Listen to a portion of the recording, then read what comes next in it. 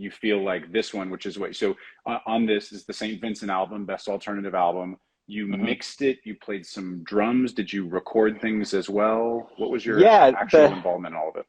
the recording of the record was kind of, it started, the summer before COVID, and it was interesting because we started kind of recording material for this album before I had Lila. So kind of we had this run of work where I was working with Annie, and we scored a movie, and we just spent a lot of time recording stuff. And What was the so movie?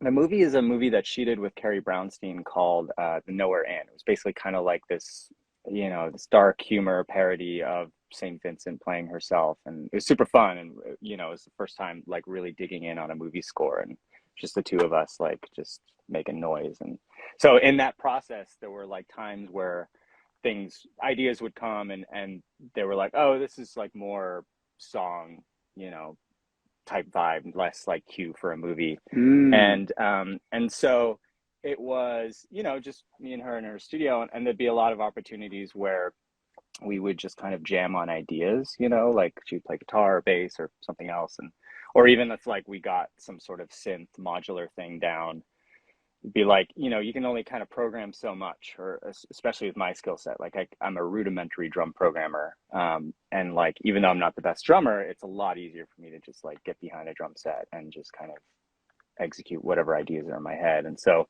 that was the case with a couple of those songs where I was just around for the genesis, and So it you were kind of actually jamming together. You were playing drums and she would play a, guitar.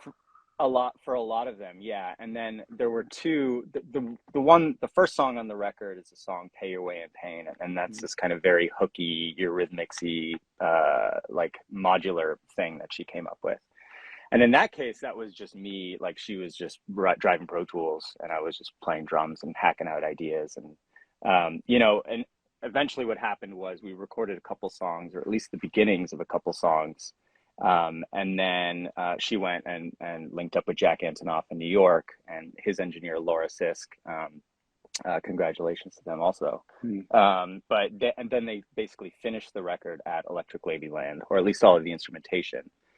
And, this was kind of like during COVID. So they were, this is probably like April, May 2020. So, it was just a tight group. And I think, Jack ended up playing a lot of the instruments on the record as well. And, so I think a little bit out of necessity, just because, that was the vibe in early Yeah. 2020. But then also, I think it was just fun for them to like just kind of keep a tight group, and just like, put it all together. And so there were just a couple of instances where the drums just kind of got baked into the production. It wasn't like I got hired to play drums on a song. It was just like I was around, and it's cool. The best idea wins, and I props to Jack and Annie for, just not allowing my drums to stay in there, which is fucking fun. So then, they basically finish it. Annie did most of the vocals herself at home. Um, and then we just kind of jumped right into mixing. It was just kind of like it all happened very, very quickly. By the time they were finishing production, we were just like mixing. And, the mixing was challenging because, again, this is the era of COVID where me and my wife were taking things very seriously. So there was just no in-person anything. And that was tough. I think like it would have been a lot more fun to be in a room together to kind of like, because anyone that's listened to the record, it's definitely it's a vibe, right? A lot of the sonics and stuff are like big, moving, swirling, like just lots of kind of real committed aesthetics, that were a little tough to do remotely. So it was a lot of revisions, not in the sense of a normal revision where it's like, hey, can you turn this up or down? It was like, this isn't right. Let's try something else. You're And trying things. Yeah, yeah, yeah. and it was cool. She was super into letting me try stuff. And again, best idea wins, no egos. Jack, same thing. Like he would have his thoughts. He had kind of really executed everything that he could, and so he left us with a lot to work with. And then yeah, it just came together. Got through the revision process, and um, and then had a record. Did you? I know you've been working with Annie with St. Vincent for a number of years. Did you have any hand in helping her figure out or set up gear to record herself? Were you involved at that, like, what mics, what the chain is, that sort of thing? Yeah, I mean, we had kind of done, the trajectory with Annie was pretty cool in the sense we met on the Slater Kinney record that we did the previous year, That and she so produced. she produced it. I ended up engineering it, and we kind of built a rapport from there.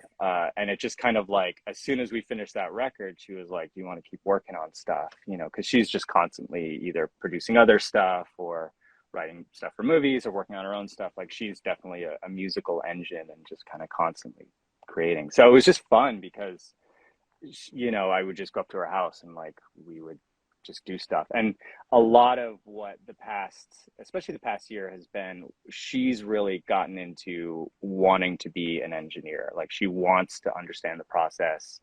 Um, and she's always been an engineer. She's always recorded her own stuff. She's always kind of been heavy handed in that process. But I think in this record, especially kind of going into this aesthetic of like the kind of early 70s, she realized that, the gear and the method of recording has a lot more to do with that sound. And so she just kind of dug in, and it's been a lot of like me just teaching her what I know, like lending her gear, helping her shepherd her, like, okay, if you want to buy a vintage microphone, we got her an RCA 77 that she sang a lot of the vocals into. So yeah, it was a lot of like, not hand holding, but just like, she'd be like, "Hey, what would you try on this?" And I'd be like, "I would try this through this through this compressor." And then we'd go from there. They'd be back and forth. She'd send me files. It'd be like, maybe on this song, do something a little brighter or something like that. Like there was a lot of back and forth. And So now it's at a, you did that beforehand, before COVID hit, but then once COVID hit, you had already set up enough things with her. And obviously she's a very capable engineer. You have a lot of expertise. You had set up various vocal chains and things that could work well for her. totally. Yeah. And it just kind of evolved, even like during COVID, even though we hadn't seen each other for a year, there was just constant communication, FaceTime of just like, she was just there in her studio, and I had enough of a sense of it at that point, having worked there, that I knew I was like, okay, use this, like plug into that. It's there on the patch bay. I was able to kind of like be there in spirit, and it worked out. It worked out really well. Yeah, it definitely did. Thanks for watching. Just a reminder, all of this content is free.